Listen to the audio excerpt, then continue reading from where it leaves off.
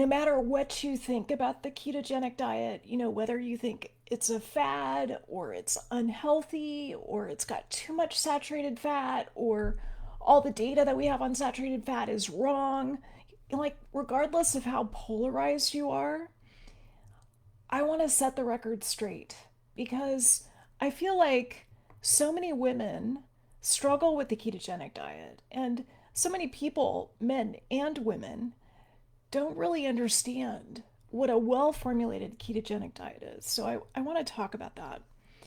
And as usual, I have to put my glasses on just to see who's here. So, hello, Linda from Texas. Welcome. Texas. I've got like many generations of my family from Texas. My grandparents on both sides are from Fort Worth. So, I'm curious where you're from, Linda. So, let's talk about a couple things related to ketogenic diet. I think it's so important to make sure that we're picking the right people, um, because it's not the right thing for a lot of people. I tend to use it in my patients who are overweight, so that's a body mass index of 24.9 or higher, or if you have an increased waist circumference that's 35 inches in women. Actually, I like it a little lower in women. 40 inches in men. Let's see. Oh, Charisse is from New Zealand. Fantastic. Leora, do you have any info on how keto can impact check 2? I don't. That's a really good question. So I have check 2. I've talked about this quite a bit. And that puts you at about somewhere between about a 2 to 5x increased risk of breast cancer. So I can talk about breast cancer and keto. It also puts you at an increased risk of colon cancer. So, what that means is you really need to make sure that you're getting the vegetables and the phytonutrients when you're on a ketogenic diet so that you don't increase your risk of colon cancer. Because people who go on a ketogenic diet and it's not well formulated, so they're eating, the bacon, maybe an occasional avocado slice, and they're just eating way too much saturated fat, what we know, and not enough prebiotic fiber, those are the people who tend to move their microbiome, that set of DNA from their microbes in their gut, in the wrong direction. And that can set you up for a greater risk of colon cancer. So I would say there's some indirect information in terms of check 2. Let me say a couple things about breast cancer. Breast cancer is interesting. I think the safest bet with breast cancer is to do a Mediterranean diet, which has been shown to reduce the risk of breast cancer, together with time restricted feeding. So there's some research from the University of California at San Diego showing that time restricted eating, even just a 13 to 14-hour overnight fast, is associated with a decreased risk of recurrence of breast cancer. So that's some of the data that we have. So Deb is from Ontario. Hello. Charisse, what's your opinion on the use of exogenous ketones? So I'm generally a fan. What I find with exogenous ketones is that they can be very helpful, especially people who are having trouble with keto flu or are having mood issues as they're trying to adapt to a ketogenic diet. What I don't know is whether they may be associated with an increased risk, especially with women, of not losing weight. So, anecdotally, I've seen that in my patients, and I haven't seen it in the literature, but as always, most of the data on a ketogenic diet is in men. So, occasionally we've got groups of men together with women, but a lot of the research on keto is in men, or it's in children with epilepsy. And neither of those can be generalized to women like me who are in perimenopause or maybe tell me how old you are and whether, a child with epilepsy or a man who's, looking at exercise performance, whether that's relevant to you. So, exogenous ketones, we know that they can help with mood and they can help kind of with that bridge when you're going from burning sugar and glucose burning to flipping your metabolic switch to burning fat. So it can help kind of bridge that transition state.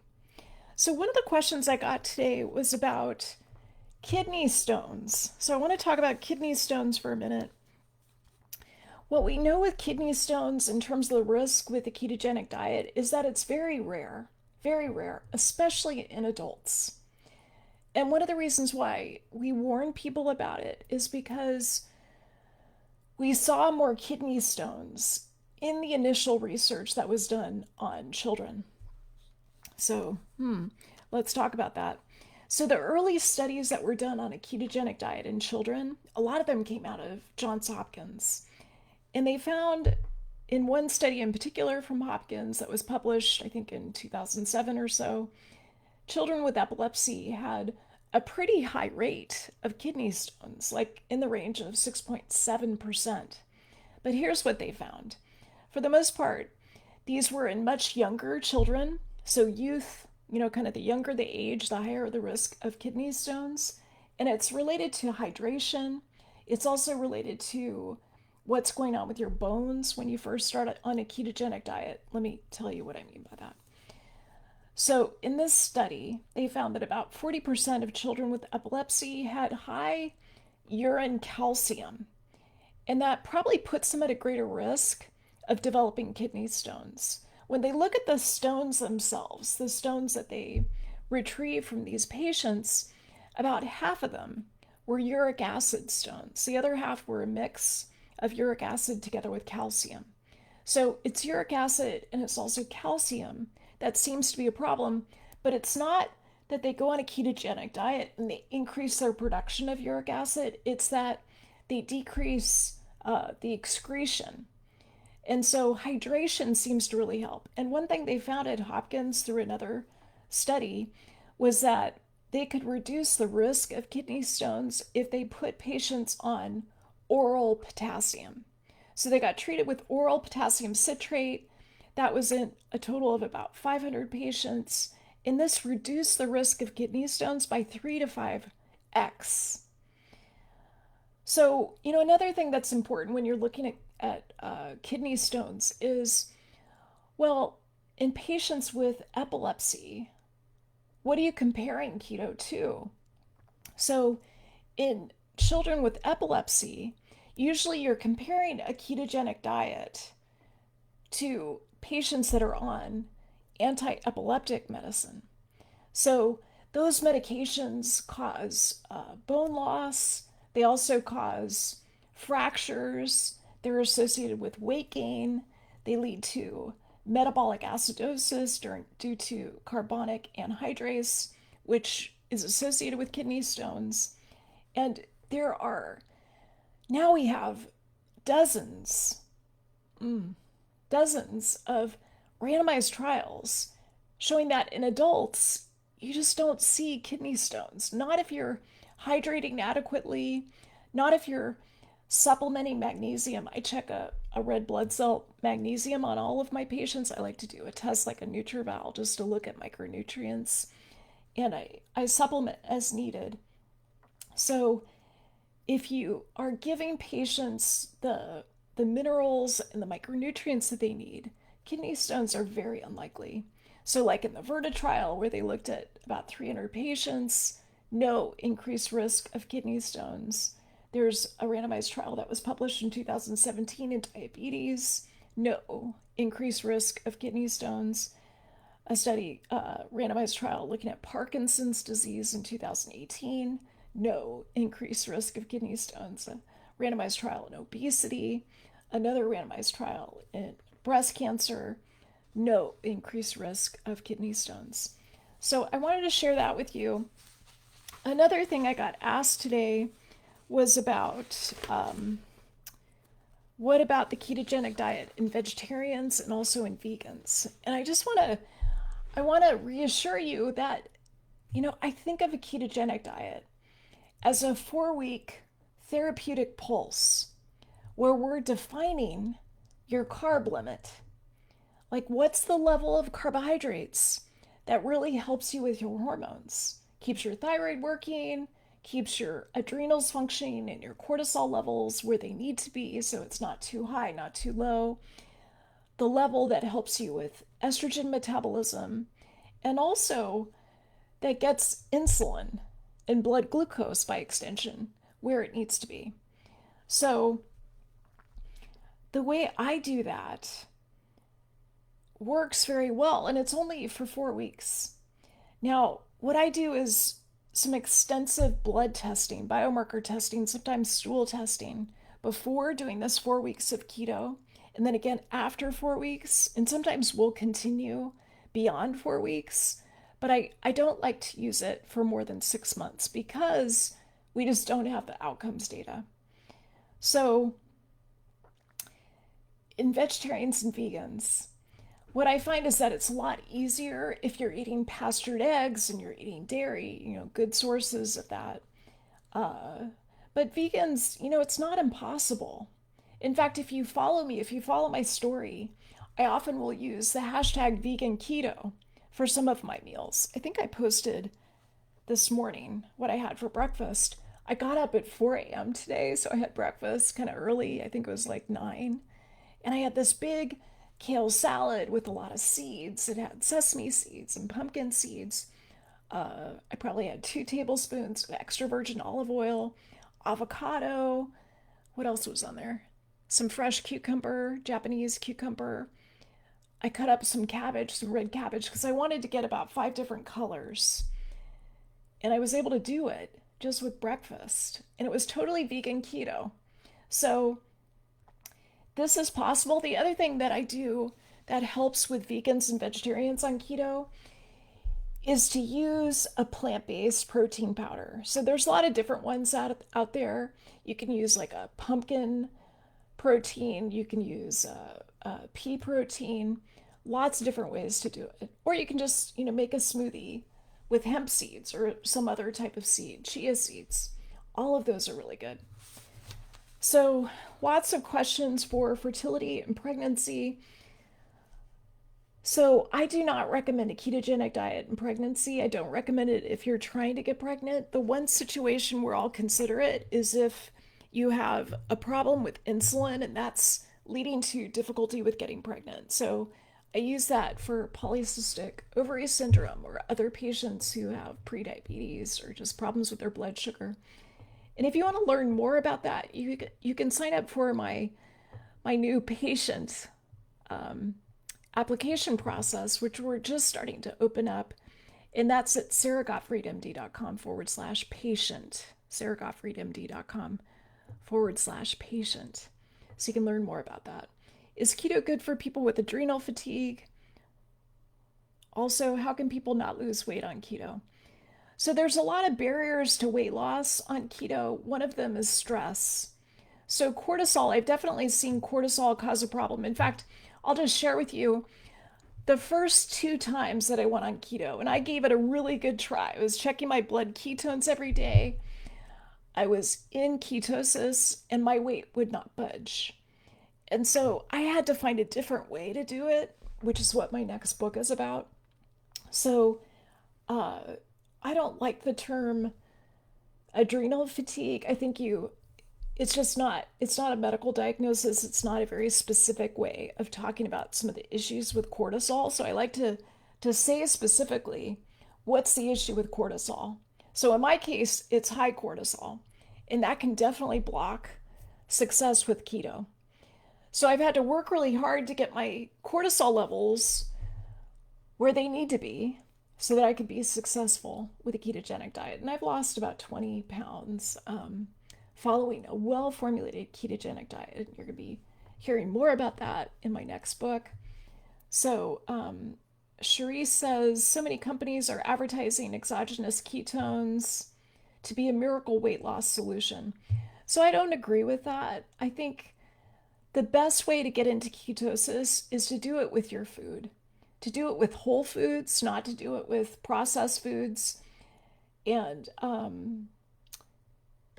I don't think it's a miracle weight loss solution. It might be for some men, but for women, as usual, we're just designed by evolution to not lose weight very easily. At least my body isn't. Maybe it's different for your body.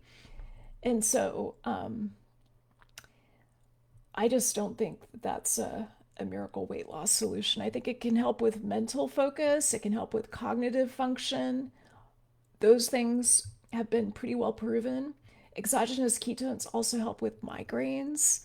So it seems that the ketones are a preferred fuel source for the brain. And that might especially be helpful for women over the age of 40. And that's me. So if you're over age 40, please raise your hand. Let's see how many of you are over the age of 40. So Rosa, plateaus while on the ketogenic diet related to hormonal upheaval of postmenopause? It could be. So one of the things I sometimes do after menopause is combine a ketogenic diet with alternate day fasting because that's been shown to be very helpful. In fact, more helpful in women after menopause compared to before menopause. What? I mean, how often do you hear that something's actually more successful after menopause compared to before menopause? So, alternate day fasting. And the cool thing is, when you put it together with a ketogenic diet, it actually works better because when you're producing ketones, my ketones this morning were like 1.0. When you're producing ketones, you're not hungry. So it may sound like a big mindset shift to do alternate day fasting, but the truth is, it's a lot easier if you're in ketosis. So the idea every other day is that you're eating less than 500 calories. Hopefully, those are mostly vegetables that you eat on that day. So, wish there was a healthier keto. My cholesterol skyrocketed with the ketogenic diet. So, I see this with some of my patients. That's why I like to look at an expanded lipid profile and also look at inflammation before and after 4 weeks of a ketogenic diet, and then again at 8 weeks if they continue longer than 4 weeks, because LDL can go up. It's usually, for some people, it can be significant and it can relate to genetics. And so if you're someone, like I've got a bunch of patients I'm thinking of right now who has an LDL that went up on a ketogenic diet, you might want to do some genetic testing. That's what I advise my patients so that we can understand that further. So lots of other questions. I got questions today about the continuous glucose monitor, and I really appreciate those questions. There's many ways that you can do a continuous glucose monitor, and I think that's a great way to kind of watch your adaptation to a ketogenic diet. Cassandra, is keto good for the gut? Oh, such a good question. So the short answer is we don't know. I would say the lazy version of keto, where you're not eating much in the way of vegetables and you're restricting carbs down to like 20 grams a day, I don't think that's good for the gut. It may help you lose weight, it may help you get into ketosis, but I don't think it's a good long-term plan. You got to feed the good microbes in your gut. And the way you feed them is with fiber. It's with prebiotic fiber. The artichokes, the Jerusalem artichokes, the asparagus, the burdock root, like all of those things that feed the good bacteria. You can even take, I like to do a shake with supplemental prebiotic fiber. There's lots of different ways to do this.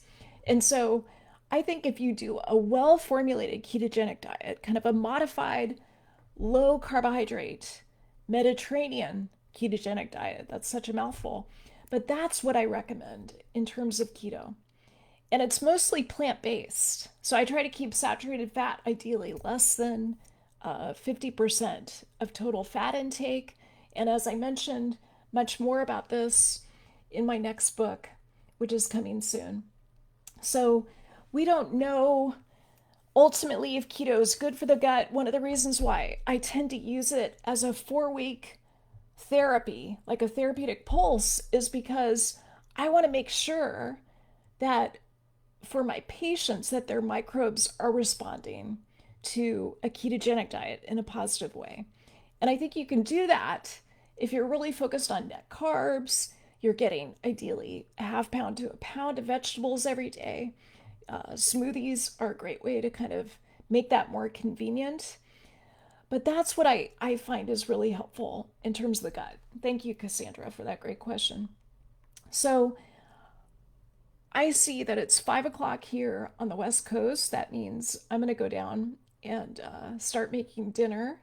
I appreciate so much your questions. You'll be hearing more from me about vegetarian keto and vegan keto, plant based keto. My book is not, it's agnostic when it comes to whether you eat meat or not, whether you eat animal based products. The whole concept with the new book is that it's mostly plant based and it's designed to really help your gut and to reduce inflammation in the body and then improve detoxification, which we haven't even gotten to today, so that it really helps your hormones. So, the next book, I'll give you a sneak peek here, is Women, Food, and Hormones. That's the new title that we're working with. More on that later. And if you're interested in how I'm opening my new medical practice, you can go to sarahgottfriedmd.com/patient. I've got a talk tomorrow that I'm doing on stressors of the immune system. So at some point, I'll get back on and talk about that. So thanks everyone for joining me. Please share this, like it, let me know what other topics you want to hear about going forward, and I'll see you next time.